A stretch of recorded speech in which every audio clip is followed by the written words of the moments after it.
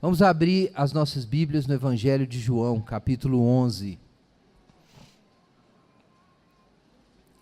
Pessoal que está lá no fundo, pediria que se sentasse.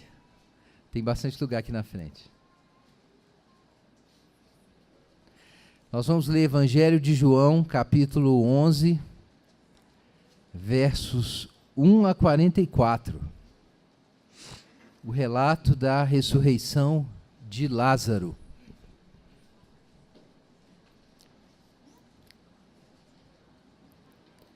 Evangelho de João, capítulo 11, versos 1 a 44.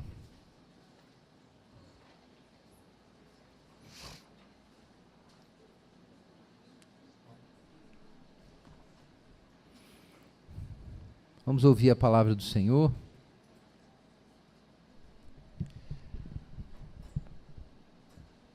Certo homem chamado Lázaro estava doente. Ele era de Betânia, povoado de Maria e de sua irmã Marta.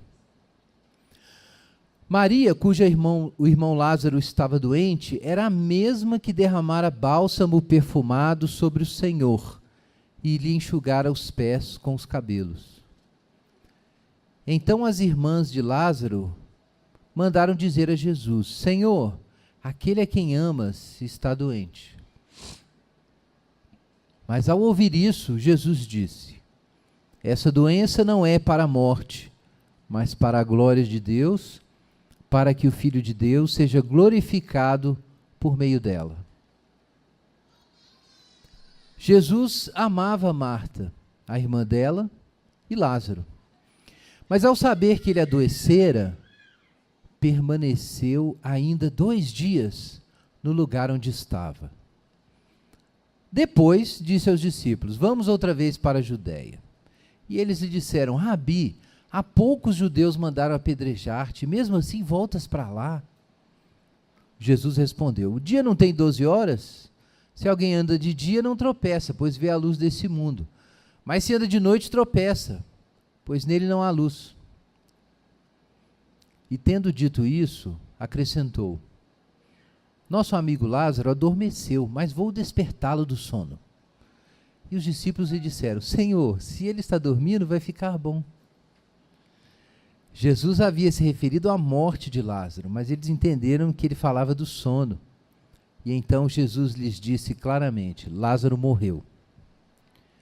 Por vossa causa, alegro-me por não ter estado lá, para que creiais. Mas vamos até ele.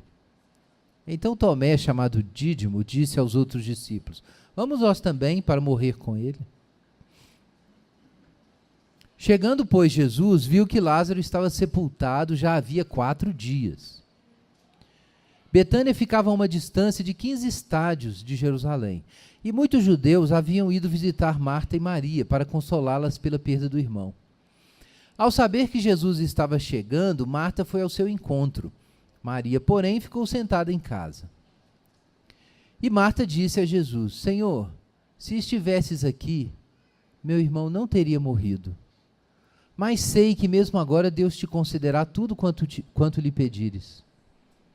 Jesus lhe respondeu: teu irmão ressuscitará. Disse-lhe Marta: eu sei que ele ressuscitará na ressurreição do último dia. Jesus declarou: eu sou a ressurreição e a vida. Quem crê em mim, mesmo que morra, viverá. E todo aquele que vive e crê em mim jamais morrerá. Crês nisso? Respondeu-lhe Marta: sim, Senhor, eu creio que tu és o Cristo, o Filho de Deus, que devia vir ao mundo. Dito isso, ela se retirou e, chamando sua irmã Maria em particular, disse-lhe: o mestre está aqui e te chama. Ouvindo isso, Maria levantou-se depressa e foi ao encontro dele. Pois Jesus ainda não havia entrado no povoado, mas estava onde Marta o encontrara. Então os judeus que estavam na casa com Maria e a consolavam, vendo-a levantar-se às pressas e sair, seguiram-na, pensando que se dirigia ao sepulcro para ali chorar. Ao chegar ao lugar onde Jesus estava e vê-lo, Maria lançou-se aos seus pés e disse: Senhor, se estivesses aqui, meu irmão não teria morrido. Ao vê-la chorando, e também os judeus que a acompanhavam, Jesus comoveu-se profundamente no espírito, e abalado perguntou-lhes: Onde o pusestes? Responderam-lhe: Senhor, vem e vê. Jesus chorou. Então os judeus disseram: Vede como o amava. Mas alguns disseram: Será que ele que abriu os olhos ao cego não podia também ter evitado que esse homem morresse? Jesus, comovendo-se profundamente outra vez, foi ao sepulcro, que era uma gruta com uma pedra na entrada, e disse: Tirai a pedra. Então Marta, irmã do morto, disse-lhe: Senhor, ele já cheira mal, porque já faz 4 dias. Jesus lhe respondeu: Não te disse que se creres verás a glória de Deus? Então tiraram a pedra. E Jesus, levantando os olhos ao céu, disse: Pai, graças te dou, porque me ouviste. Eu sei que sempre me ouves, mas por causa da multidão que está aqui é que assim falei, para que creiam que tu me enviaste. E tendo dito isso, exclamou em alta voz: Lázaro, vem para fora. E o que estivera morto saiu, com os pés e as mãos atados com faixas, e o rosto envolto num pano. E Jesus lhes disse: Desatai-o e deixai-o ir. Amém. Pai Celeste, em nome de Jesus, nós clamamos ao Senhor pelo teu socorro e pela iluminação do teu Santo Espírito. Amém.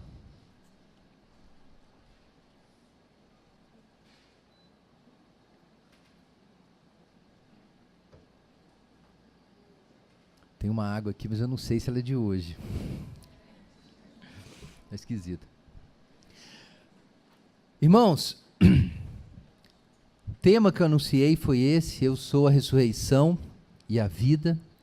São as palavras de Jesus, quando ele tem essa conversa com Marta. Esse é um dos trechos realmente mais espetaculares do Evangelho de João. A história toda é chocante. E esse comando final de Jesus nos faz lembrar da palavra do próprio Deus, da palavra criadora de Deus o Pai, que traz à existência as coisas que não existem, faz aquilo que não é passar a ser.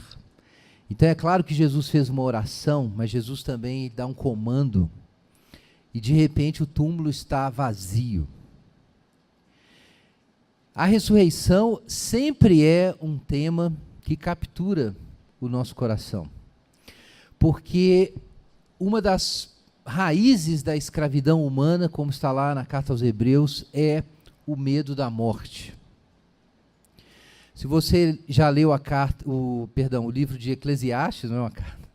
Se você já leu Eclesiastes, você deve se lembrar que o problema é a morte. O problema é que você vai morrer. O problema é que nós vamos perder a vitalidade, a saúde, as possibilidades. A gente vai perder o corpo, e você não vai, de uma vez que você perca o seu corpo, você não pode mais sentir, respirar, não pode mais sentir sabores, você não pode mais ver o mundo, você não ouve nada, e você não toca mais ninguém. Então isso é muito desesperador. Essa é de hoje.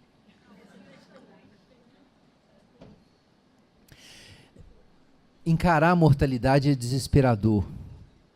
E a mortalidade não é tão somente o fato de que o nosso corpo vai ser desligado e pronto, mas é tudo que isso implica, como está lá em Eclesiastes, é o fato de que todas as suas obras serão esquecidas. Você pode fazer um monte de coisa pelo mundo, mas tudo vai acabar. Ah, mas eu fui prefeito, eu fundei uma escola, eu ensinei muita gente, mas as suas obras vão ser desfeitas, talvez até pela próxima gestão. As pessoas que você ensinou vão morrer também. As instituições que você fundou, talvez você fundou uma escola, talvez você tenha plantado uma igreja local, você tenha realizado alguma coisa, vai acabar, essa escola vai acabar. Você fundou uma cidade, essa cidade vai desaparecer. Você escreveu um livro, ele vai ser esquecido. Tudo que você é e faz vai ser enterrado pelas areias do tempo. Até os seus filhos, que você pensa que está deixando e te dão uma sensação de sobrevivência, é claro que as pessoas têm a sensação, mas em termos de ciência moderna, a gente sabe, isso é uma bobagem gigantesca.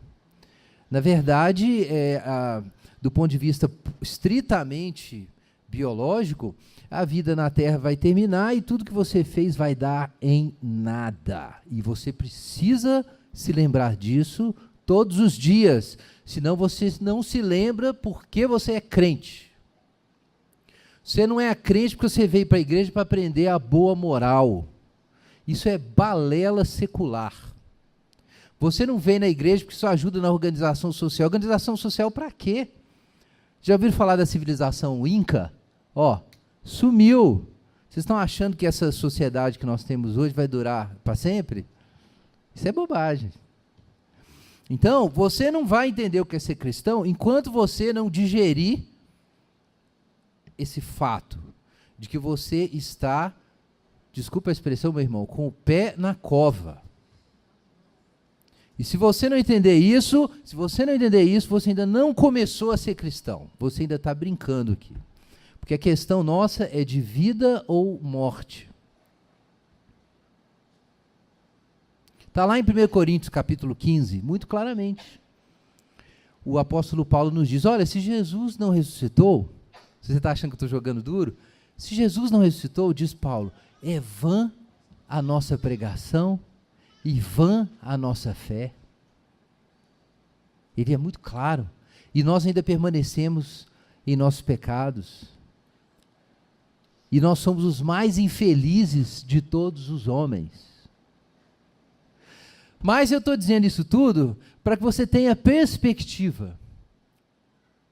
Nós somos cristãos porque Jesus disse, eu sou a ressurreição e a vida. O que é que nós estamos fazendo aqui nesse domingo de manhã? Nós estamos atrás de uma coisa, da imortalidade. É isso que a gente quer aprender. Como ser imortal. É isso que nós queremos. E o resto é conversa fiada.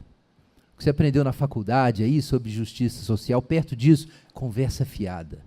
O que você aprendeu sobre lucros, sobre como fazer a sociedade desenvolver, sobre avanços na medicina, conversa fiada. Tudo bem, eu estou sendo, digamos assim, hiperbólico. Mas é mais ou menos como Jesus, quando ele diz que se o teu olho te faz tropeçar, o que você faz? Arranca. Então é isso que eu estou fazendo. Ok? Me perdoem, mas às vezes a gente precisa fazer isso. Você precisa se lembrar de que a única questão absoluta da sua existência é essa. É se você vai virar pó e vai dar em nada, ou sua vida tem algum sentido e você tem algum destino. Essa é a questão. E aí a gente vê que, quando a gente lê as Escrituras com essa perspectiva, então nós entendemos a gravidade da mensagem. E também como a mensagem é maravilhosa. Eu sou a ressurreição e a vida. É o que Jesus diz. Quem crê em mim, ainda que esteja morto, viverá. E depois ele diz mais, na verdade, quem crê em mim, nunca morrerá. Então nós não anunciamos, a partir do Evangelho, apenas a ressurreição futura, mas a imortalidade como uma posse presente.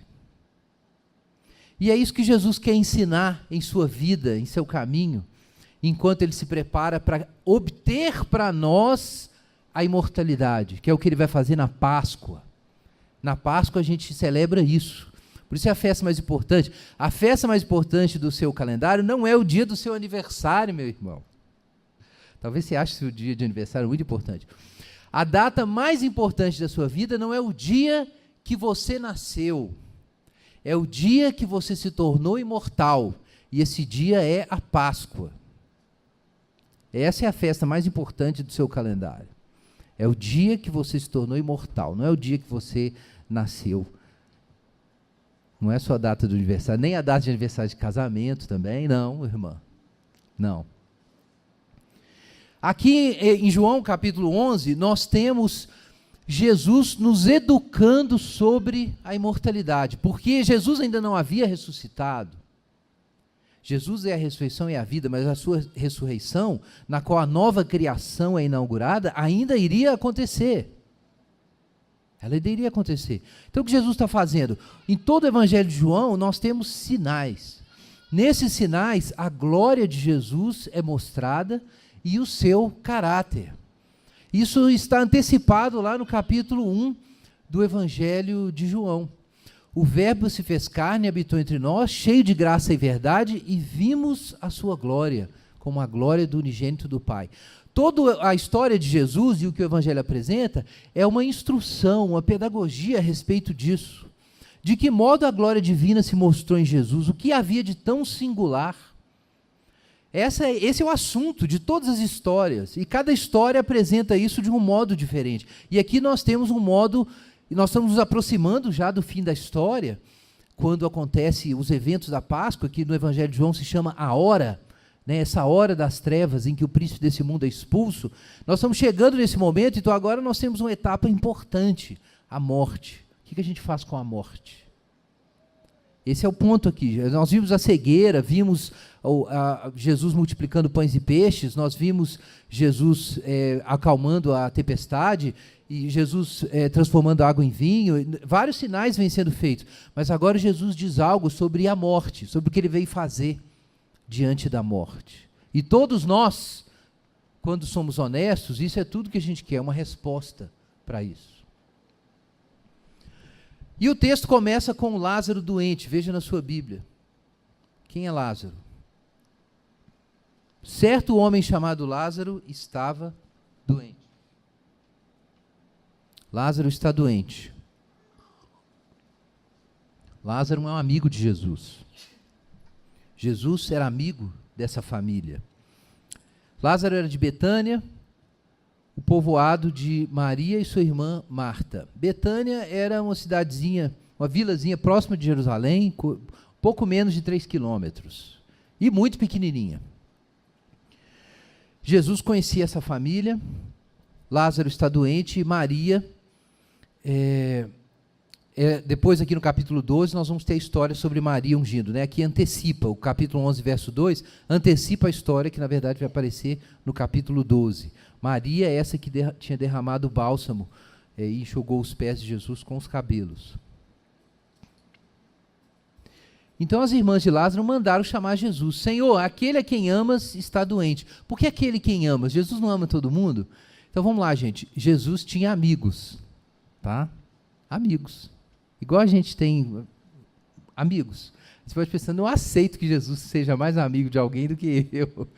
Mas, gente, na sua vida terrena, Jesus demonstrava todos os traços da finitude. Então, Jesus tinha a mãe dele. Ainda que ele dissesse, claro, que minha mãe e meus irmãos são os que fazem a vontade de Deus, era para isso que ele veio, mas, sem dúvida, Jesus tinha esses laços imediatos. Ele tinha as pessoas que ele conheceu, que fez amizade. A gente sabe pelo Evangelho de João que Jesus tinha um laço especial com o próprio João, evangelista. Tinha uma amizade ali. Então, a amizade é uma coisa importante. E Jesus era chegado. Ele falando na linguagem de hoje, é que Lázaro era chegado de Jesus. E é isso que a mensagem, essa foi a mensagem aqui. Olha, aquele a quem amas está doente. Mas, esse mais é muito importante no verso 4. Mas, ao ouvir isso, Jesus disse: essa doença não é para a morte, mas para a glória de Deus, para que o Filho de Deus seja glorificado por meio dela. Jesus amava Marta, o texto reforça, veja na sua Bíblia, verso 5. Jesus amava Marta, a irmã dela, e Lázaro. Mas, ao saber que ele adoecera, permaneceu ainda 2 dias no lugar onde estava. Tem uma coisa errada. É que Jesus era amigo dessa família, era próximo, não era alguém que ele não conhecesse. Mais do que isso, eles eram chegados a Jesus. Jesus amava de um jeito especial essa família, mas ele não saiu do lugar. Ele ficou lá. Por que Jesus ficou lá? Com um amigo doente em Betânia. Por que Jesus não saiu e não fez alguma coisa? Jesus já deu uma pista logo do início. Ele disse que essa doença não é para a morte, mas para a glória de Deus e para que o Filho de Deus seja glorificado por meio dela. Não é para a morte. Bom, o que significa isso? Então, sei lá, Lázaro vai ficar bom? Talvez. Não é para a morte, é para a glória de Deus, então não vai acontecer nada. O ponto importante que Jesus já enunciou é que o que importa é a glória de Deus e que o Filho de Deus seja glorificado por meio desse evento, né, dessa doença. Essa doença é para a glória de Deus, essa doença é para a glória de Deus, para que o Filho de Deus seja glorificado por meio dela.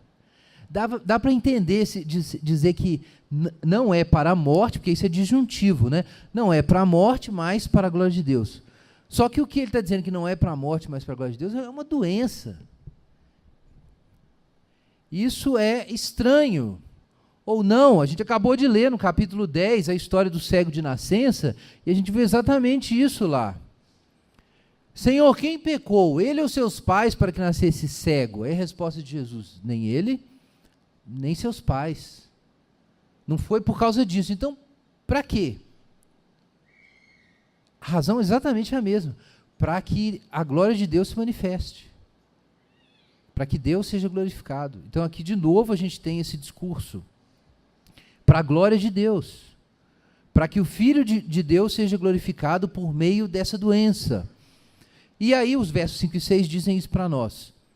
Jesus amava essa família, mas ele não foi lá. Não foi. Ficou lá, enrolando, sei lá, fazendo o quê.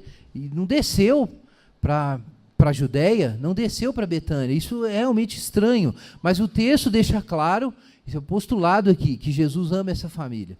Certamente, isso mexeu com Jesus. Sabendo que a família estava sofrendo, ter deixado a família naquela situação. E não ter feito nada imediatamente. Mas quando a gente lê o resto do texto, a gente descobre que havia outras coisas em jogo. Depois, quando passou o tempo ali, os 2 dias ainda que no lugar onde ele estava, versículo 7, Jesus diz, vamos outra vez para a Judéia. Aí a gente descobre que os discípulos não estavam nem um pouco afim de ir para a Judéia, e pelo jeito eles não eram amigos, tão amigos assim, de Lázaro, Maria e Marta. Porque veja o que eles dizem no verso 8. Jesus, agorinha o povo lá na Judéia queria te apedrejar, a gente teve que rachar fora, o senhor quer voltar para lá? Jesus, pelo amor de Deus. Jesus, não. Não. A gente não quer voltar para a Judéia. O negócio lá está ruim para nós. E Jesus fala, olha, eu sinto muito, o dia tem que ser aproveitado. Eu estou no dia, porque a hora das trevas é a noite, né? A gente encontra isso logo depois que Judas traz Jesus, nós temos esse versinho dizendo, e era noite, porque estava chegando esse momento das trevas. Então Jesus está dizendo, agora é dia, e a gente vai ter que cair na vida, nós temos que trabalhar. Vamos embora. Os discípulos não queriam ir, não. Aí ele diz o seguinte, olha, para acalmar o pessoal, ele fala assim, gente, nosso amigo Lázaro adormeceu, e eu vou despertá-lo do sono. Esse texto é fantástico, porque Jesus realmente tinha dito que essa doença não era para a morte, mas para que Deus fosse glorificado, né, e o Filho do Homem fosse glorificado por meio dela. E agora Jesus descreve isso não como morte, mas como sono. Para Jesus, Lázaro está dormindo e ele vai acordá-lo. Mas isso não tranquiliza nem um pouco os discípulos, né? Olha o verso 12, é uma piada. Senhor, então ele vai sarar, Jesus, não precisa ir para lá. Você já falou que ele está bem, deixa ele acordar. Ele não está tudo ótimo. Ele está só doente, né? Dormindo, cansado, depois ele sara, fica bom, e a gente fica quieto aqui na Judéia. Porque aqui é seguro. Os judeus querem nos apedrejar, não queremos ir lá, não. Então você vê que os discípulos estavam assim, se agarrando, né? Igual um gato querendo fugir do banho, estavam se agarrando de todo jeito em uma forma de não ter que descer para a Judéia. Mas não é por isso que... Isso é interessante, porque poderia se alegar que Jesus não desceu para visitar Lázaro, porque as pessoas queriam apedrejá-lo, os judeus queriam apedrejá-lo, mas não foi por isso. Era simplesmente uma questão de timing. Olha que coisa curiosa. Jesus não podia ir cedo demais para pegar Lázaro vivo. Mas Jesus não ia ficar lá na Judéia, porque ele tinha que descer para... Perdão, não ia ficar no norte, ele tinha que descer para Judéia. Então, na verdade, o que Jesus está fazendo é incompreensível, seja para os discípulos, seja para o povo em Betânia. Não dava para entender o que Jesus estava fazendo. E isso é típico, né? No Evangelho de João, nós que temos lido aqui toda semana o Evangelho de João, isso é típico. Jesus é incompreensível do ponto de vista da mente e da carne. Você não pode chegar achando que Jesus vai ser e se comportar do jeito que você pensa que uma pessoa saudável, normal e de bom caráter se comportaria, né? Ou seja, pensando exatamente o que você pensa. Não, não é assim. Jesus apresenta uma surpresa atrás da outra. E com isso vai ficando claro como nós estamos distantes da mente de Deus. A gente vê isso na história de Jesus. Então, Jesus diz, olha, gente, ele tem que dizer claramente, mas Jesus não queria entregar o ouro logo. Fazia parte do esforço pedagógico de Jesus. Manter a atenção até certo ponto, para dar aquele choque cognitivo, para os discípulos entenderem que Jesus não cabia no bolso deles. Então, mas os discípulos não entendiam. Jesus falou, olha, nós vamos lá acordar o Lázaro, e aí eles usaram isso para não descer para Betânia. Então Jesus diz claramente, versículo 14, olha, o negócio é o seguinte, Lázaro morreu, tá? Não é como eu chamo isso, mas já que vocês não entendem de outro jeito, então é o seguinte, Lázaro morreu, muito embora ele esteja apenas dormindo, mas ele morreu. E nós vamos lá para Judéia, não tem conversa. Versículo 15. E olha só, nessa situação, isso é surreal, gente, surreal. O povo na Judéia quer apedrejar Jesus. O amigo de Jesus, Lázaro, morreu, acabou de morrer, e Jesus fala assim, ó, nós vamos para a Judéia, e eu estou tão feliz, é o que diz o versículo aí, ó, versículo 15. Eu estou feliz porque eu não estava lá para ver o meu amigo morrer doente. É ou não é estranho? Você que está acostumado a ler a Bíblia de qualquer jeito e não presta atenção no que está lendo. Isso aqui é estranho pra caramba. Devia ter sido muito mais estranho para os discípulos, né? Acompanhando aquela história, eu falei assim, gente, que é isso? O que está acontecendo? Então Jesus diz, olha, estou muito feliz porque eu não estava lá, e o Lázaro morreu, mas na verdade por que ele está feliz? Alegro-me por não ter estado lá, para que creiais. Pronto. Essa situação, essa história toda tem muitos momentos de tristeza.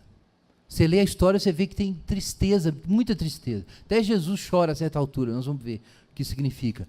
Mas, a certa altura, Jesus diz, olha, com tudo isso que está acontecendo, vocês querem saber? Eu estou alegre. Eu estou alegre. A morte cercando Jesus de todos os lados, apedrejamento, um amigo morreu, como é que Jesus vai explicar que ele não estava lá? Doença.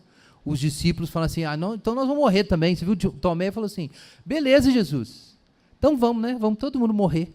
Vamos embora. Lázaro morreu, agora é a nossa vez. Não é isso que o Dídimo fala no versículo 16? Geralmente se acredita que ele falou isso no momento de coragem, né? Vamos lá morrer com ele. Pode ser, ou não, pode ser uma ironia, mas pelo menos o Tomé era obediente, né? Então ele foi esperneando, mas foi. Vamos lá, então é isso aí, o negócio é morrer, todo mundo feliz, né? Jesus não foi a tempo, o cara morreu, agora a gente morre também, e tá branco. Mas como bom discípulo de Jesus, né, ele encheu um saco um pouquinho, mas foi, né? Porque tem gente que promete e fica em casa, né? Tomé encheu o saco, esperneou, mas mexeu as perninhas e foi, seguiu Jesus. Amém? Ok, vamos seguir. Não sei se o povo aqui está querendo ir para Jerusalém, né? Betânia ficava a uma distância de 15 estádios de Jerusalém, como nós vimos, né? E quando Jesus chega, vejam, Lázaro está sepultado já tem 4 dias. Quer dizer, Lázaro ficou doente.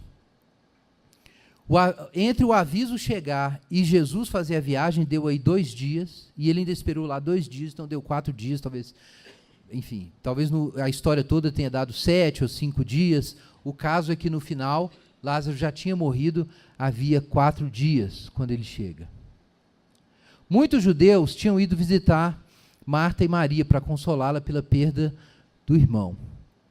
Vejam que era uma família com certa importância, porque, afinal de contas, muitos judeus iam descer de Jerusalém para aquela vilazinha porque Lázaro morreu. Provavelmente era alguém que tinha alguma importância, né? Era conhecido, era alguém conhecido. Senão a morte dele ia ser chorada só ali mesmo, talvez um outro parente em algum lugar, e não muitos judeus, a ponto da notícia ser levada, como a gente vê aqui, lá para o Sinédrio. Não é o tema de hoje, os versos 45 e diante, mas foi uma coisa muito notória, esse milagre de Jesus, né, ressuscitando Lázaro. Então, era alguém de provavelmente alguma influência. Marta, quando ouve que Jesus está chegando, vai ao encontro de Jesus, como era típico, né? Marta era mais agressiva, mais pragmática. Maria, o negócio dela era contemplação. Então ela continuou onde estava, não saiu de lá. Mas Marta correu lá e a primeira coisa que ela fala para Jesus. Olha, gente, você viu aí na sua Bíblia, versículo 21, Marta disse a Jesus: Senhor, se estivesses aqui, meu irmão não teria morrido. Verdade. Se Jesus estivesse lá, Jesus podia ter curado Lázaro. Por isso, o mas que nós vimos lá no início do texto. Jesus amava Lázaro, amava Marta, amava Maria, mas ficou mais 2 dias lá, não desceu para a Judéia. Continuou no lugar onde estava, o que diz o capítulo 11, verso 6.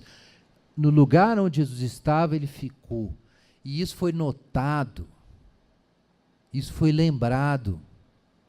E essa foi a primeira oração de Marta quando vê Jesus. Senhor, por que o Senhor não veio? Se o Senhor tivesse vindo, Lázaro não teria morrido. Oportunidades perdidas, coisas que se acabam e dão errado e ninguém veio te ajudar. Ninguém veio te socorrer. Você orou lá do seu quarto e Deus não fez nada, não saiu do lugar. E aí, num belo dia, quando Deus se mostra para você, porque você está num momento de adoração e você percebe a presença de Deus de um modo especial, ou você está lendo a Bíblia, seja o que for, na hora de orar, você fala assim: ô Deus, mas podia ter dado certo aquilo? Podia ter dado certo. Podia meu parente não ter morrido, meu pai, minha mãe, meu filho, meu cônjuge, podia não ter morrido, podia não ter ficado doente. Eu podia ter conseguido aquela vaga que eu queria de trabalho, tinha dado certo. Eu podia não ter ficado na casa daquela pessoa naquele dia, e aí aconteceu com tantas mulheres e eu fui abusada quando eu era criança. Por que que ninguém pensou que eu não devia ter ficado lá? E tem tanta coisa que podia não ter acontecido se Jesus tivesse saído do lugar. Por que ele não saiu?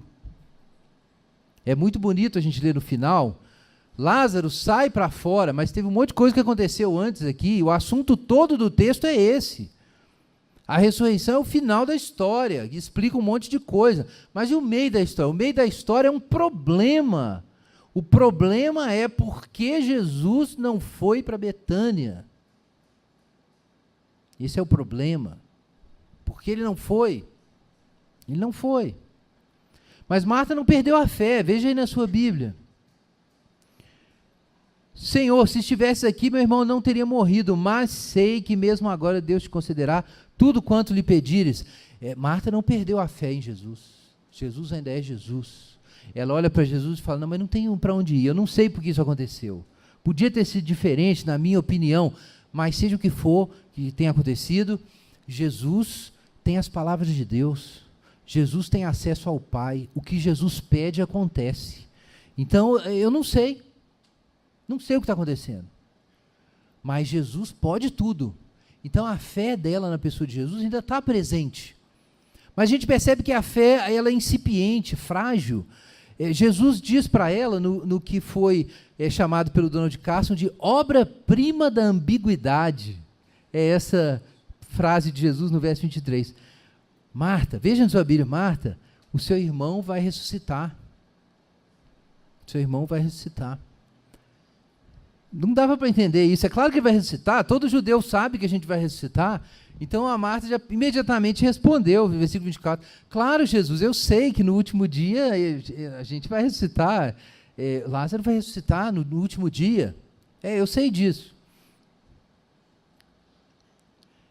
Eu lembro quando a gente estava no processo de buscar meios para abrir o Ministério Labri no Brasil, né, o Ministério do Schaefer e tal, que a gente tem um dos branches aqui.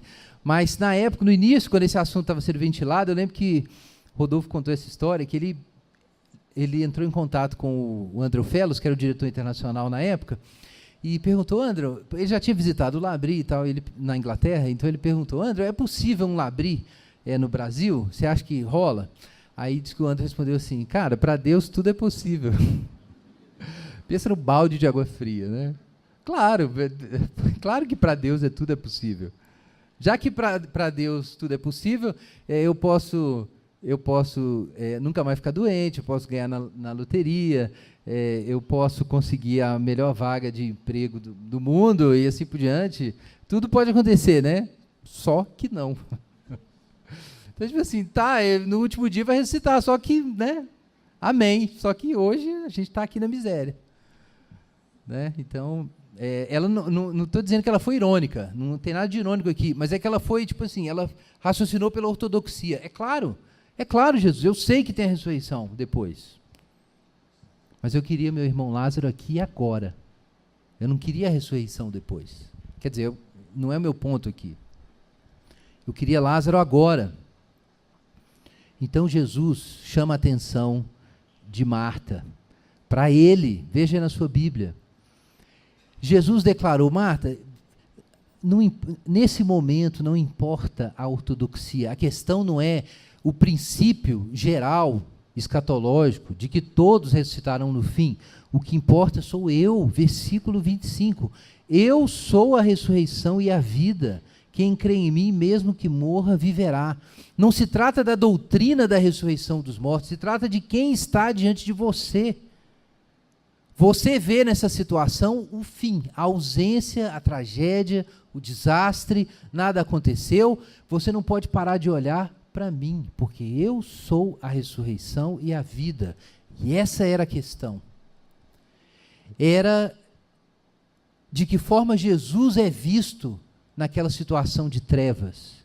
Todo mundo está consciente nessa história da morte. Muito embora a ressurreição estivesse no meio deles. Mas o que eles pensavam é isso. A morte chegou. Quando a morte chegou, não tem mais jeito. Quando a morte chegou, até a luz de Jesus se apaga. Não há o que fazer. Jesus podia ter estado aqui antes para curar Lázaro, mas a morte chegou. E para a morte não existe resposta. Deus não dá uma resposta, ninguém dá resposta, Jesus não dá resposta. Então, está muito claro que a fé em Jesus Cristo estava presente, mas ainda era incipiente. O que é que Jesus diz sobre si? Primeiro, claro que ele é a própria ressurreição. E por causa disso, em primeiro lugar, é o que diz o versículo 25. Quem crê, em primeiro lugar, mesmo que morra, viverá. Então existe a certeza da ressurreição dos mortos. Quem crê em Jesus não vai ficar morto. Mas no verso seguinte, olha o que Jesus diz, verso 26. Todo aquele que vive e crê em mim jamais morrerá. Isso é ainda mais radical. Não apenas quem crê em Jesus participará da ressurreição, mas quem crê em Jesus já é imortal desde já, desde agora. Quando nós cremos em Jesus, que é a ressurreição e a vida, nós já participamos do mundo novo e das coisas novas que ele trouxe por sua morte e ressurreição. Então, segundo Jesus, a sua imortalidade já foi iniciada. A sua participação, se você crê em Jesus, a sua participação na imortalidade já foi iniciada. Tem gente que pensa que imortalidade é uma coisa automática. Num contexto, né, que existe essa mistura, né, do romanismo até com o kardecismo e outras formas de espiritismo, então existe essa crença difundida em uma imortalidade automática da alma.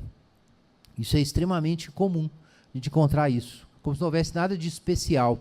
Mas, irmãos, vida e imortalidade são dons da graça. Nada pode permanecer sem ser sustentado por Deus. Nada pode permanecer sem ser sustentado por Deus. E nós só nos tornamos imortais na medida em que nós participamos das realidades imortais. Ora, as realidades imortais são a pessoa de Jesus e o seu caráter. Isso é o que morreu e ressuscitou. Na medida que você está unido à pessoa de Jesus, no processo de, sendo irmão de Jesus, se aproximar de Jesus, se tornar como ele, então você participa com ele da imortalidade. É muito claro lá em 1 Coríntios, capítulo 13, que tudo vai passar. Sabedoria, conhecimento, línguas, profecia, e a gente poderia incluir todas as coisas que a gente realiza, mas então o texto diz que fé, esperança e amor é que vão permanecer. Então, na medida em que algo de Jesus há em você, você se torna imortal. Na medida em que algo de você é pó, tu és pó e ao pó tornarás. Sem Jesus Cristo, seu destino é o pó e o nada. E quanta imortalidade você tem, é o quanto de Jesus há na sua vida. E se você vem na igreja para ver o que é esse negócio, mas não tem nada de Jesus na sua vida, você vai morrer. Não existe vida e imortalidade fora de Jesus Cristo, sem união com Jesus Cristo. Está lá em Filipenses, Paulo diz que ele abriu mão de todas as coisas pela sublimidade do conhecimento de Jesus Cristo. Meu Senhor, ele diz, pelo qual deixei todas as coisas e as considero como refúgio para ganhar a Cristo e ser achado nele. Primeiro, não tendo a minha justiça, que procede da lei, mas a justiça que procede da fé. E aí depois ele diz o seguinte, para conhecê-lo e ao poder da sua ressurreição, participando com ele nos seus sofrimentos, para de algum modo alcançar a ressurreição dos mortos. Esse é o caminho cristão. Você é justificado e começa o processo de se unir a Jesus, de se abraçar a Jesus, se assemelhar a ele, para que você ressuscite com ele. Então não tem ressurreição e vida sem união com Jesus. Não tem ressurreição e vida indo para a igreja, orando de vez em quando. Você tem que se unir a Jesus Cristo, ele é a ressurreição e a vida. Não basta saber que pela ortodoxia teológica, pelo credo apostólico, existe a ressurreição dos mortos, que Marta crê nisso. Beleza, mas não é isso. Jesus chama para ele e fala assim, Marta, olha para mim, Marta. Eu sou a ressurreição e a vida. E quem crê em mim não morre.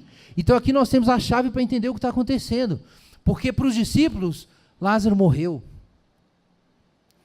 Para os judeus, Lázaro morreu.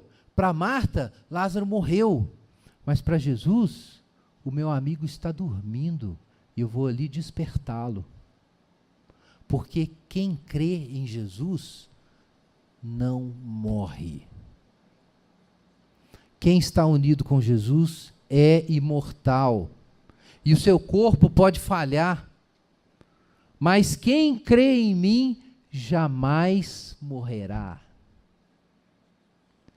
Eu vou dormir, eu não vou morrer. Minha esposa vai dormir, não vai morrer. E eu pergunto para você, como Jesus perguntou para Marta, crês nisso? Porque essa é a fé que traz a imortalidade. É por essa fé que você não tem mais medo da morte. Ela acabou. Não há mais, ela foi derrotada, ela foi submersa. na nova criação, nessas ondas da nova criação que Jesus trouxe, acabou esse negócio. É claro, Paulo diz em 1 Coríntios 15, que a gente ainda está aguardando a derrota final desse último inimigo, sem dúvida nenhuma, mas é por isso que nós temos esperança, é porque o túmulo de Jesus está vazio, então a gente já sabe do resultado final. Isso é a esperança, é que você vive hoje no mundo, eu já dei essa ilustração muitas vezes, nesse barco que aparentemente não pode naufragar, mas a gente já sabe que ele acabou. Como o Titanic, depois que passou o iceberg, não é isso? O barco deu uma tremidinha e tudo continuou, a festa, a música, os convidados, gente dormindo, mas os engenheiros sabiam que todos os compartimentos de água estavam rasgados, o navio estava condenado. Então, meu irmão, é o seguinte, o mundo está aí, ele parece que vai seguir, não vai, o mundo já era. Mas não é só isso, a boa notícia é que o novo já foi introduzido. O ruído que a gente ouve não é apenas a condenação do mundo na cruz, mas a inauguração de um novo na ressurreição. Esse é o ruído que a gente ouviu. E pelo Espírito Santo a gente sabe disso, a gente sabe tanto disso, que a gente olha para a morte e a gente não vê mais a morte. A gente pode até ver sofrimento, doença, dores, mas tudo que a gente vê são meios de Deus ser glorificado no seu Filho. É o que o nosso texto diz no início. Todo aquele que vive e crê em mim jamais morrerá. Crês nisso? E Marta confessa a sua fé. Sim, Senhor, eu creio que Tu és o Cristo, o Filho de Deus, que devia vir ao mundo. Meu irmão, eu não quero dizer com isso que porque sua fé é frágil, que a coisa não vai funcionar. Percebam que Marta e Maria vão ter suas orações atendidas. Mas não era do jeito que elas pensavam. Elas achavam que Jesus tinha que aparecer lá e curar o doente, não curou, mas elas continuaram crendo em Jesus. A cabeça delas tinha condição de crer que Jesus era a ressurreição, que Jesus é o Filho de Deus, elas conseguiam ver isso, mas o que Jesus poderia e iria realizar, a fezinha delas não chegava lá. Mas não tem problema, abra sua Bíblia em Efésios, capítulo 3. Porque alguém já pode estar pensando aí, porque existe toda essa doutrina da fé, né, que você toma posse das coisas pela fé, seja feito segundo a tua fé, e assim por diante. E aí já fica imaginando que você vai ser salvo pela fé, e é a fé na fé, não é? Não é a fé em Jesus, é a fé que está em você que realiza as coisas. Olha aí, meu irmão, Efésios capítulo 3, eu gosto tanto desse texto. Efésios capítulo 3...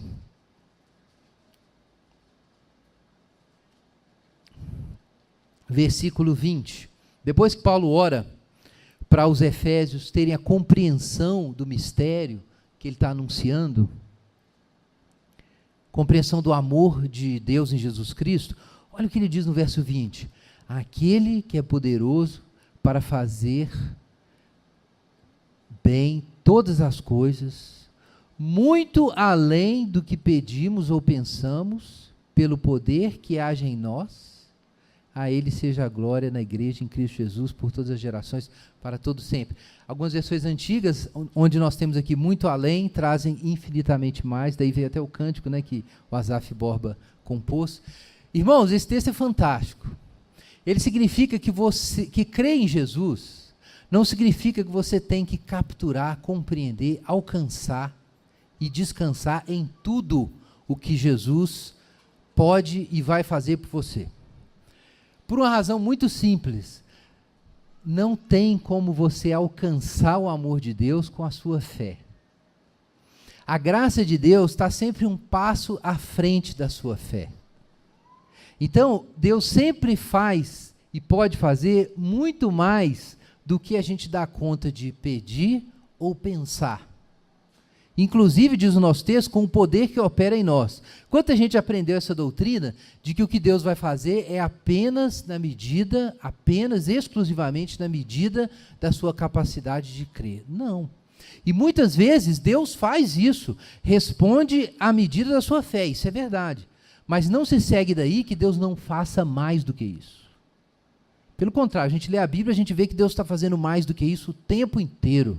A nossa fé vem até aqui. Então Deus faz o que falta, não importa.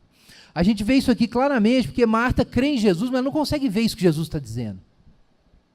Então Jesus diz o seguinte para ela: olha, Marta, simplesmente creia em mim, porque eu sei o que eu estou fazendo.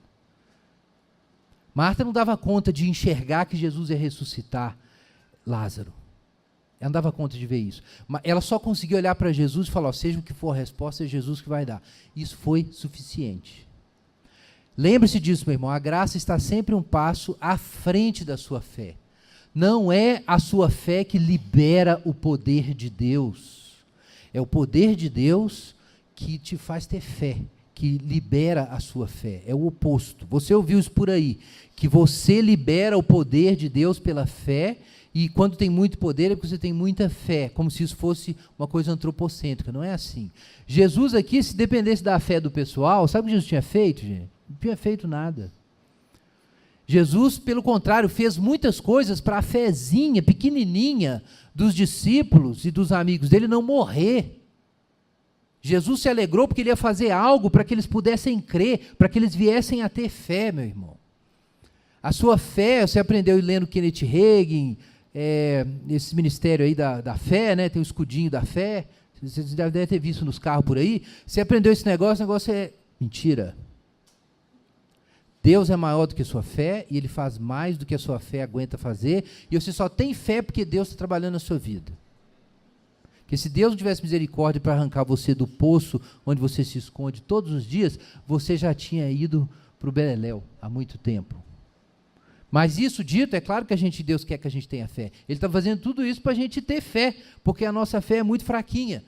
Mas quando sua fé é fraquinha, como a da Marta, então simplesmente olha para Jesus. É isso que Jesus fala. Olha para Ele, mesmo que você não compreenda o que está acontecendo e o que é que Ele vai fazer. Dito isso, Marta se retirou, versículo 29, 28, e foi lá chamar Maria. E Maria se levantou depressa e foi ao encontro de Jesus. Porque Jesus ainda estava fora do povoado. E os judeus foram atrás, porque eles estavam ali com Maria, foi todo mundo atrás, né? E acharam que Maria ia para o sepulcro chorar, diz o verso 31. Mas olha o verso 32. Ela foi, na verdade, atrás de Jesus, veja na sua Bíblia. Ao chegar no lugar onde Jesus estava e vê-lo, Maria lançou-se aos seus pés e disse de novo: Senhor, se estivesses aqui, meu irmão não teria morrido. Esse é o problema do nosso texto. Por que Jesus não estava lá? Por que Jesus deixou Lázaro morrer? Por que Jesus não me livrou daquele abuso no trabalho? Por que Jesus não me livrou daquela situação em que eu cometi o pecado terrível? E talvez se eu não tivesse entrado na situação, eu não tinha feito isso. Por que Jesus não me livrou daquele chefe picareta? Por que Jesus não me livrou da doença? Por que Deus deixou meus parentes ficarem doentes? Por quê? Por que existe mal no mundo? Por que Hitler? Por que o diabo entrou no Jardim do Éden? E por aí vai. Por quê? Porque tem muitos porquês e sis. E eu acreditaria no Senhor, Deus, se pelo menos isso me fosse explicado. Mentira. Se fosse explicado, você não precisaria crer. Deus teria prestado contas a você. Deus quer que você tenha fé, meu irmão. No mundo imortal que Deus está fazendo, as pessoas se movem pela fé. Se você não aprender isso, você não pode ir para lá. Lá é igual a lei da gravidade, é isso. Aqui tem a lei da gravidade, então lá tem a fé. E você tem que aprender, porque se você não aprender aqui, você não vai funcionar lá, você não pode viver lá, você não vai entender aquele mundo. Um mundo em que Deus recebe confiança irrestrita dos seus filhos. Que eles não questionam o que Deus está fazendo, não ficam angustiados, não ficam calculando meios de não obedecer a Deus para fazer outra coisa, não ficam desesperados e se esquecendo de Deus e dos seus planos por conta das suas necessidades. Essas coisas não podem e não vão acontecer no mundo novo que Jesus está inaugurando desde a ressurreição. E você precisa aprender. Fé, esperança e amor. Para você viver nas terras imortais, você precisa aprender isso. É necessário aprender. Maria ainda não tinha aprendido, ou estava aprendendo, e ela se lança nos pés de Jesus, e ela diz, se o Senhor estivesse aqui, ele não tinha morrido. E ela está chorando, os judeus chorando, e Jesus ficou abalado no espírito, ficou perturbado. Geralmente as pessoas leem isso aqui, imaginam que Jesus ficou emocionado, que Jesus ficou condoído na situação. Com certeza Jesus estava condoído, por causa da compaixão divina pela situação humana de miséria. Mas o termo aqui tem um sentido mais violento, de que Jesus teria ficado perturbado, indignado, incomodado. Esse é o significado da expressão, que você pode fuçar a respeito. Você que tem um comentário Evangelho de João, você vai fuçar, você vai descobrir isso. Que o termo aqui tem um sentido assim, de Jesus ficar quase que indignado, irritado com a situação, perturbado mesmo. Ele sentiu angústia, sentiu tristeza. Então Jesus pergunta, onde o pusestes? E ele vai, então Jesus chora. O que nós temos aqui? Nós estamos num mundo sentimentalista que imagina que o choro é isso. Por que Jesus chorou? Jesus chorou por isso, porque ele ficou emocionado, vendo todo mundo chorar, todo mundo chorando, e começou a chorar também. Com a choradeira, tem gente que é assim, todo mundo começa a chorar na igreja e chora.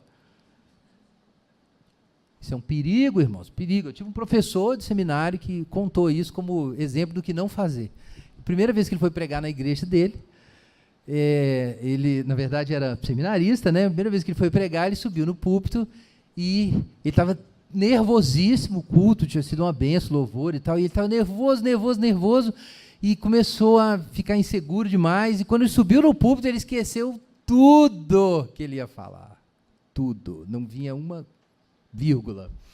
E quando ele olhou aquele povo, e ele falou assim, pronto, não sei de nada. O homem desandou a chorar no púlpito.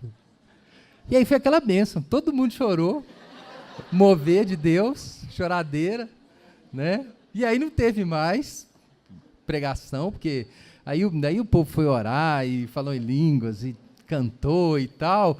E aí quando o seminarista foi para o púlpito, foi o mais abençoado, o culto mais abençoado do ano, né? Porque todo mundo chorou. Irmãos, nós não acreditamos aqui na Igreja de Esperança, para quem não sabe, em sentimentalismo. Muito embora eu não tenha nada... Pronto, os irmãos vão ficar reprimidos agora, né? Não, irmão, pode chorar. Agora mesmo lá eu chorei antes durante o louvor. Então pode chorar, não tem problema. Mas sentimentalismo não, irmãos. Sentimentalismo é uma coisa, a obra do Espírito Santo é outra. Jesus não chorou porque ele era uma pessoa sentimental. Jesus chorou por causa da miséria, da morte, da incredulidade. Jesus chorou porque a ressurreição e a vida está ali em pé, no meio daquelas pessoas. E elas só enxergam a morte. Jesus chorou porque ele veio ser a esperança do mundo e no meio daquele lugar só existe desespero. A Maria disse, se o Senhor estivesse aqui, isso não tinha acontecido, desesperada, todo mundo desesperado. O que é isso? É o vazio, é o nada, é o buraco sem fundo do cinismo, da incredulidade. Acabou tudo, Jesus. Que pena, o Senhor chegou, mas agora já era, Jesus. Agora já era. Não tem saída mais, e todo mundo chorando. Já foi enterro assim? Que ninguém tem fé? É isso. Desespero, desespero. É a perda absoluta, é o vazio. É o buraco sem fundo. Então Jesus chega naquele lugar e ele se comove. Mas se comove nesse sentido, ele fica indignado. Esse é o sentido, Jesus está indignado. Com certeza Jesus está muito triste por ver a situação dos homens, por ver o seu pecado. Aqueles judeus ali que há pouco queriam apedrejar Jesus e agora estão ali chorando com Maria, aquela cena. E daqui a pouco eles voltam lá para falar sobre isso com os sacerdotes, eles decidem que vão matar Jesus. E todo mundo chorando, entendeu? Emocionado. Então Jesus, no meio daquela situação ali, o que ele vê? As trevas do homem. Mas ele sabe que existem discípulos ali e ele está alegre por isso. A gente sabe que existe uma razão para Jesus estar alegre. Ah, é porque Lázaro não estará morto. É porque Marta e Maria vão ser consolados. Não. Não é por isso que Jesus estava alegre. Jesus não estava alegre porque Marta ia ficar feliz, Maria ia ficar feliz, porque Lázaro ia ficar feliz. Não era por nada disso. Jesus estava feliz porque eles iam crer. Isso está aqui no capítulo 11, versículo 15. Por vossa causa, alegro-me por não ter estado lá, para que creiais. Eu já disse isso tantas vezes, meus irmãos. Veja, Jesus não veio ao mundo, em primeiro lugar, para te fazer feliz, para te dar bem-estar, para resolver os seus problemas, e Ele resolve, como nós temos aqui. Mas não é para isso que Jesus veio, meu irmão. Jesus veio ao mundo para tornar você semelhante a Ele. E quando você é semelhante a Jesus, a morte e a doença não importam. O que importa é a fé. Lázaro ressuscitando ou não ressuscitando, Lázaro morrendo ou não morrendo, Lázaro ficando doente ou não ficando doente, a questão não é essa. A questão é se nós vamos crer em Deus até o fim, como Abraão fez, o pai da fé. Essa é a questão, porque Deus quer nos dar a ressurreição e a imortalidade, mas Deus precisa nos tornar imortais. Jesus está transformando os seus discípulos em pessoas imortais. Eles querem que Lázaro saia do túmulo, eles gostariam que Lázaro nunca entrasse no túmulo, mas Jesus quer que essas pessoas sejam imortais, e para isso elas têm que ter fé. E se elas tiverem fé, Jesus está alegre. E quando Jesus vê o desespero, Jesus fica triste. Isso entristece Jesus. O desespero, a descrença. É aquele que acredita quando o diabo vem e fala: olha, Jó, só te segue porque está tudo dando certo. Essa é a mente da incredulidade. A mente da fé diz o seguinte, que o meu Redentor vive.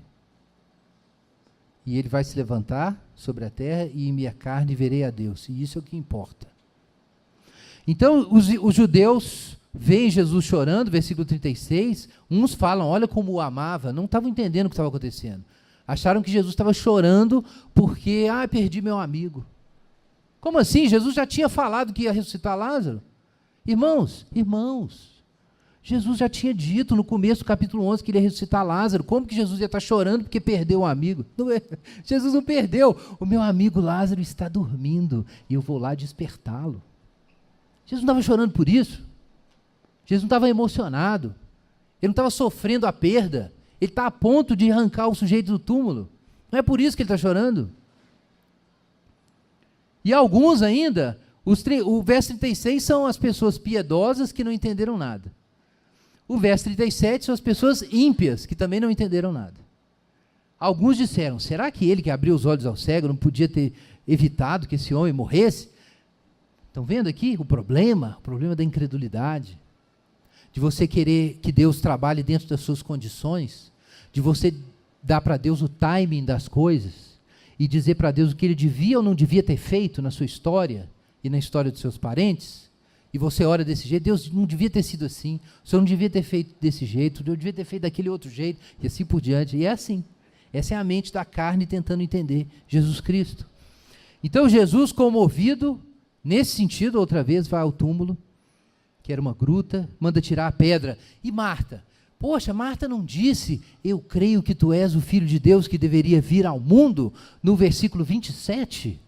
E é o que Marta diz, mas Senhor, não dá mais, Jesus. Já tem 4 dias. Havia-se dito, rabínico, de que a alma ficava até 4 dias ao redor do corpo, tentando voltar para o corpo. Existia essa crença, era muito difundida. E a gente sabe disso, aparece em textos imediatamente posteriores ao Evangelho de João, mas por outras fontes a gente sabe que era muito comum isso. Então é o seguinte, o sujeito morreu, até 4 dias a alma dele está por ali. Quando o corpo começa a apodrecer e a alma percebe que não tem mais jeito de voltar, aí a alma segue para o seu destino. Isso era uma crença lá dos judeus na época. Era uma crença deles. Ninguém está dizendo que era desse jeito. Mas é com isso na cabeça que Marta falou: Jesus, a alma já foi, não tem mais jeito. Então os irmãos estão entendendo que o problema que Jesus enfrenta aqui na ressurreição de Lázaro é que para todos, para judeus, para amigos, para inimigos, para os discípulos, para as irmãs de Lázaro, a morte foi a palavra final. E Jesus precisa desdizer essa palavra final, ele precisa desfazer essa crendice, ele precisa destruir esse bloqueio à compreensão de quem ele é. A morte não é a palavra final. Então Marta diz, cheira mal, e Jesus questiona, agora ele dá uma chamada nela: ô Marta, eu já não te disse que se você crer você vai ver a glória de Deus? Você pode não saber o que eu vou fazer, mas se você não sabe, fica calada.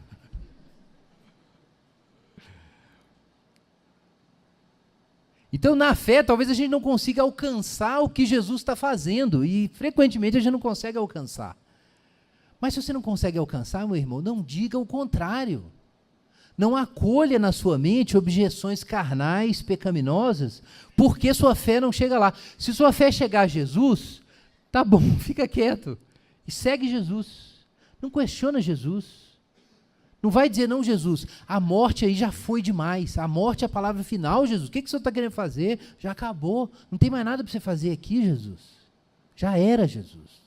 Você devia ter vindo lá atrás e não veio. Então Marta tinha fé em Jesus, mas veja que a sua mente ainda está poluída com a morte. Ninguém via o que Jesus via. Então Jesus diz: olha, sai da frente, tira essa pedra daí. Então Jesus agradece a Deus: graças te dou porque me ouviste. Então veja que Jesus já possuía essa resposta, tá? Jesus não está fazendo nenhuma aposta, não. Jesus já possuía a resposta do Pai sobre o que ia ser feito de Lázaro. Está muito claro no versículo 41 e 42. Graças te dou porque me ouviste, eu sei que sempre me ouves. Mas ele fez aquela oração só para eles ouvirem. Então ele diz: Lázaro, sai para fora. E aí os discípulos descobrem que a palavra final não é da morte. Meu irmão, o que é que isso significa? É claro que é maravilhoso pensar no poder de Jesus de ressuscitar os mortos. E o texto nosso está testemunhando desse poder de Jesus de ressuscitar os mortos. Mas eu quero te chamar a atenção para uma coisa muito importante que ocupou toda a história. É que o problema não é tão somente a existência da morte. O problema é que a nossa consciência está capturada pela morte. A gente não vê a ressurreição dos mortos e não enxerga que Jesus é a ressurreição e a vida e não contempla a nossa própria imortalidade. Por isso, não é apenas que existe o pecado e a morte, mas que eles ocuparam o nosso entendimento. E todo o problema aqui é de como Jesus vai desfazer essa teia de incredulidade, desmanchar esse nó de incredulidade, para que o seu caráter e o seu poder sejam manifestos. Irmãos, toda a questão para nós é revelada nesse momento. Então eu mencionei isso no início. Aqui nós temos uma situação de desespero, em que a morte aparentemente tinha a palavra final. Então eu quero te desafiar a pensar assim. Quando você olha para lugares escuros da sua vida, em que você diz: a palavra final aqui já foi dada, e Deus não pode fazer nada a respeito. Meu irmão, talvez Deus não tenha feito nada a respeito, porque Ele está fazendo algo a respeito, mas não é o que você pensa. O que você pensa primeiro tem que morrer, para os planos de Deus se realizarem. Qual é o plano de Deus? O plano de Deus, em primeiro lugar, é que você creia. É que nesse momento de trevas, você seja capaz de enxergar a luz. Ninguém estava vendo a luz, mas a luz estava ali. Existia a morte, mas a vida estava presente. Todo o problema da vida cristã é você, no meio das trevas da tentação, do desastre financeiro, do desastre familiar, da saúde, assim por diante, a morte física. Em todas essas situações, você se lembrar de que Jesus está presente e a morte não é a palavra final. É claro, eu não estou negando que exista a morte física, que exista a doença, que exista o desemprego, que exista o sofrimento nos relacionamentos, que exista a injustiça. Não estou dizendo que essas coisas não existem, Deus vai tratar com elas. Mas, meu irmão, em última instância, para quem crê, não existe nada entre nós e Deus. E nem a morte é realmente a morte. Na fé, meu irmão, a morte não é a morte, porque quem crê em mim, é o que Jesus diz, jamais morrerá. Na fé, a morte é transparente, o desemprego é transparente, a injustiça é transparente, a doença é transparente. Em última instância, não existe nada entre você e Deus. Não existe nada entre você e a imortalidade. E todos esses sofrimentos que a gente tem que enfrentar, eles são temporários e aparentes. E quando você vê assim, e eu quero ver assim, e eu quero que todos nós vejamos assim, mesmo quando o nosso amigo Lázaro morre, a gente ainda é capaz de dizer como Jesus, eu estou alegre, porque vocês creem e eu creio. Se você não tiver fé, não tem como escapar da tristeza, que é o que vem desses momentos de trevas. Mas Jesus via alguma coisa, meus irmãos, que nenhum dos seus amigos e discípulos viam. E seguir a Jesus é aprender a ver essas coisas. Aprender a ver que Deus está presente e que a imortalidade é acessível. Vamos orar.